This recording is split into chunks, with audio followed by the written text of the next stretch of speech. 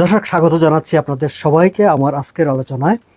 আপনারা জানেন, যারা কানাডায় অনেক বছর ধরে আছেন কিংবা খুব বেশি বছর না থাকলেও সমস্যা নেই, এই শহরে টরন্টোতে অনেকগুলো অনুষ্ঠান হয়। নানা রকমের মেলা হয়, বৈশাখী মেলা হয়, পথ মেলা হয়। সব কিছু মেলার বাইরে আরও একটি মেলা হয়। সেই মেলাটির নাম হচ্ছে সময় মেলা। 24 বছরে পড়লো আমার যতদূর মনে পড়ে। আমি যখন কানাডায় এসেছি সেটা 20 বছর। আমি কানাডায় এসে সময় মেলার সঙ্গে পরিচিত হয়েছি। তারপর প্রতি বছর বছর দেখেছি ড্যান্টোনিয়া পার্ক, সময় মেলা, এই দুটি শব্দের সঙ্গে আরও একটি শব্দ ওতপ্রোতভাবে জড়িয়ে গেছে, মানে এক হয়ে গেছে। সেটি হচ্ছে আলমগীর, ব্যারিস্টার আলমগীর হোসেন। আমি কখনো কখনো আমার বন্ধুদের ঠাট্টা করে বলি সময় মেলা, আলমগীর মেলা। তো আহ, এই মেলাটা হয় আসলে কানাডা ডেতে, কানাডার জন্মদিনে 1 জুলাই। গত 23 বছরের ধারাবাহিকতায় এবারও হতে যাচ্ছে 1 জুলাই ড্যান্টোনিয়া পার্কে সময় মেলা। তো সময় মেলায় আসলে এবার কি হবে? 23 বছর ধরে সময় মেলা ব্যারিস্টার আলমগীর কেন করছেন, এবার কি করবেন? এইসব বিষয় নিয়ে কথা বলার জন্য আমি ব্যারিস্টার আলমগীর হোসেনের মুখোমুখি হয়েছে। ব্যারিস্টার আলমগীর হোসেন, আমাদের আলমগীর ভাই আর কি। তো আপনাকে প্রথমে বলি, এই অনেকে বলে যে এটা সময় মেলা নাকি আলমগীর মেলা, আপনি কিভাবে দেখেন?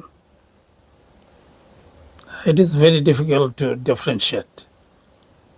আমার অস্তিত্বের সাথে মিশেই আছে সময় মেলা।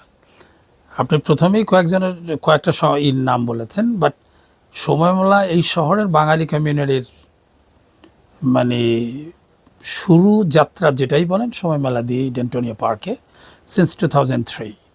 এবং ডেন্টোনিয়া পার্কে টরন্টোর ইতিহাসে প্রথম কালচারাল অনুষ্ঠান বা ফেস্টিভিটি সময় মেলা, এবং যার জন্যে করে যাচ্ছি। এবং আমার মেলা করা বলা হচ্ছে আলমগীর মেলা, হয়তো বা বলতে পারে, যেহেতু আমি কোনো স্পন্সর নেই না, সেই কারণেও হয়তো হতে পারে। বাড়তি আমি কিছু বলতে পারবো না। তবে আমার জীবনের সর্বশ্রেষ্ঠ সৃষ্টি হচ্ছে সময় মেলা। তো আপনি এই যে সময় মেলাটা 2023 সাল থেকে শুরু করলেন, 2023 না, সরি 2003 সাল থেকে শুরু করলেন। 23 বছর আসলে বলতে চেয়েছিলাম দর্শক। 24 বছরে যাচ্ছে। 23 বছর ধরে হচ্ছে, 24 বছরে যাচ্ছে, সেটি বলতে চেয়েছিলাম। 2003 সাল থেকে শুরু করলেন, এবার 24তম মেলাটি হতে যাচ্ছে। কেন আপনার মনে হলো যে আপনি একটি সময় মেলা করবেন, এবং এই মেলাটার নাম সময় মেলাই বা কেন? প্রসঙ্গ হচ্ছে সময় মেলার সৃষ্টি হচ্ছে সময় পত্রিকা দিয়ে। সাপ্তাহিক সময় ছিল, আমি প্রতিষ্ঠা করি, ওইটার জন্ম তারিখ হিসাবেই সময় মেলা। এবং ওইটার প্রতিষ্ঠা ছিল 25শে জুলাই, আর জুলাইয়ের 1 তারিখ কানাডা ডে। দুটোর জন্ম তারিখ এক করার জন্যেই কানাডা ডে। এবং আর একটা ব্যাকগ্রাউন্ড হচ্ছে, তৎকালীন সময়ে মানে 9/11-এর পরে যে মানুষের মধ্যে মানে অর্থাৎ জাতিভেদ এবং হেইট একে অপরে ছিল, সেটার থেকে মুক্তি পাওয়ার জন্যেই মাল্টিকালচারালিজমকে প্রমোট করার জন্য মানে অর্থাৎ এই কমিউনিটি প্রোগ্রামটার উদ্যোগ নেওয়া হয়। এবং তারপর থেকে প্রতি বছর চলছে। কোভিডের সময়টা হয়তো একটা সমস্যা হয়েছে। কোভিডের সময় একবার বাতিল হয়েছে, এবং আরও বাতিল হয়েছে, আরও একবার বাতিল হয়েছে।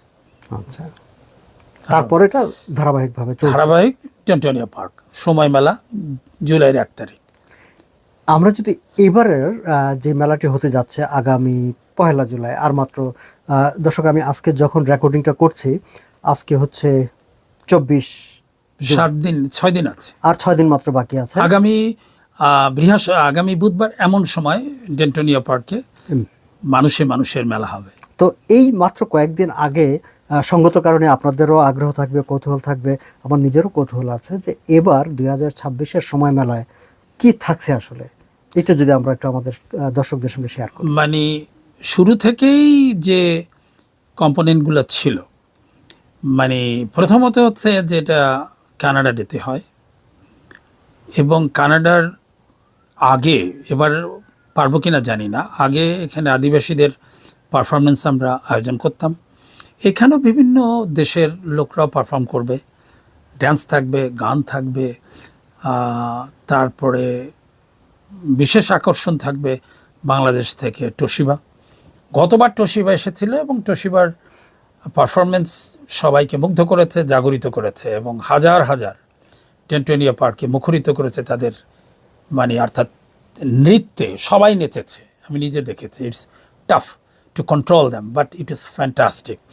ইট ওয়াজ দ্য লার্জেস্ট ইভেন্ট বলতে গেলে অটোয়ায় যে লোক জমায়েত হয় তার চেয়েও বেশি ছিল গতবারে। এবারে আবার তোশিবাই আসতেছে, আর প্রতিবারের মতো লোকাল শিল্পীরাও পারফর্ম করে, লোকাল যারা নৃত্যশিল্পী তারাও পারফর্ম করে, ফুড থাকতেছে বিভিন্ন ধরনের। আর সবচেয়ে আকর্ষণ হচ্ছে বাচ্চাদের জন্য, শিশুদের জন্য, কিশোরদের জন্য অবস্ট্যাকল রাইডস। মানে মেলার যে আনন্দটা, মেলার যে বৈশিষ্ট্য থাকে, মেলার যে ক্যারেক্টার, সেই বৈশিষ্ট্যটা এখানে আপনারা পাবেন। এবং আমি টরন্টোবাসীর উদ্দেশ্যে বলি, আপনাদের জীবনের অনেকের স্মৃতিতেই আছে যে এখানে শিশু হিসেবে আসছে, সে এখন মা হিসেবে তার শিশু নিয়ে আসে।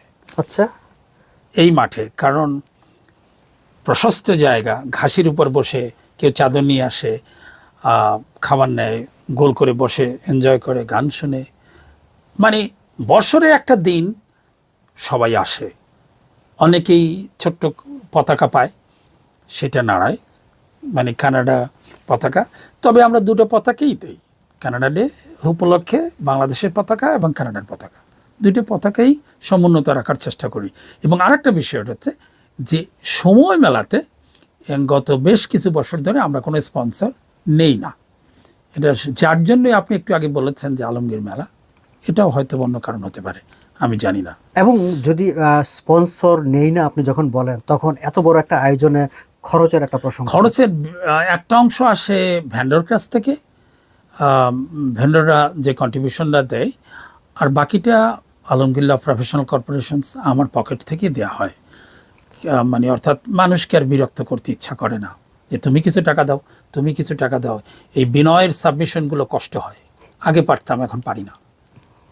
এখন এই যে একটা দীর্ঘ পথ পরিক্রমা, 2003 সাল থেকে 2026 সাল, এতগুলো বছর একটা প্রোগ্রাম ধরে রেখেছেন, এতগুলো বছর ধরে প্রোগ্রামটা উত্তরোত্তর মানে বড়ই তো হচ্ছে, তাই না? অবশ্যই সারা মানে শহর থেকে মানুষ আসছে, অন্য শহর থেকে মানুষ আসছে, আমেরিকা থেকে লোক আসছে, হ্যাঁ, এবার আমেরিকা আমেরিকাতে থেকে মানুষ ভেন্ডরও আসছে। আসছে এবার।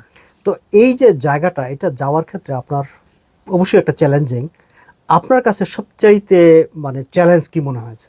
চ্যালেঞ্জ বিষয়ে শুরুতে লোকাল আমি খুব প্রথম দিকে খুব ভালো ছিলাম। প্রথমত সময় মেলাকে যদি স্মরণ করতে হয়, একটা মানুষকে স্মরণ করতে হয়, সেটা হচ্ছে জ্যাক লেটন, এনডিপির নেতা ছিলেন।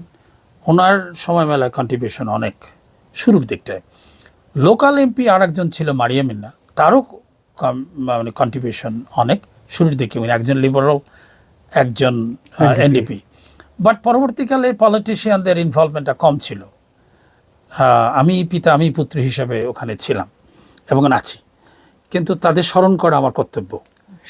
হ্যাঁ, এবং চ্যালেঞ্জ হচ্ছে গার্বেজ একটা ইস্যু, এবং এই গার্বেজের ইস্যু নিয়ে লোকাল কাউন্সিলর একবার আমাকে পারমিট দেয়নি, বিশেষ করে নয়েজ এক্সাম্পশন দেননি। সেটা আমি পরে মানে লড়াই করেছি কোর্টে, এবং কোর্টে আমি ডিভিশনাল কোর্টে হেরে যাই। পরবর্তীকালে কোর্ট অফ অ্যাপিল অর্ডার দেয় সিটিকে আমাকে পারমিট দেওয়ার জন্য। পরবর্তীকালে একসময় আমার টোটালটাই ছিল মরাটোরিয়াম, যে ডেন্টোনিয়া পার্কে আর কোনো ইভেন্ট হবে না সময় মেলা ছাড়া। প্রায় 13-14 বছর এই এমন অবস্থায় ছিল। পরবর্তীকালে লোকাল কাউন্সিলর অন্যদেরও দেওয়া শুরু করলেন। এখন গত 2 বছর ধরে সিটি আবার সিদ্ধান্ত নিয়েছে শুধুমাত্র সময় মেলা, no other event will be held.